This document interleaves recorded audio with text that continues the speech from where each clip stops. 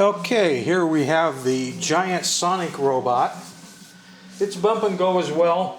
There are at least two versions of it. This one has the train whistle. There's another one where the tone raises and lowers in pitch. And I'll hold it in place here so you can see the cycle.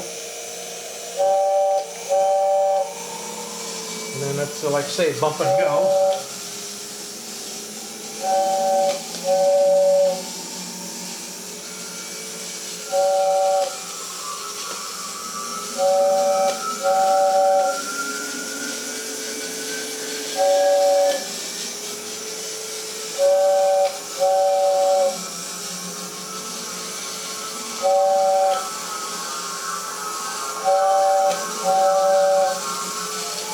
And because it's a wind-blown toy, it has 3 D-cell batteries that go on the back of this one.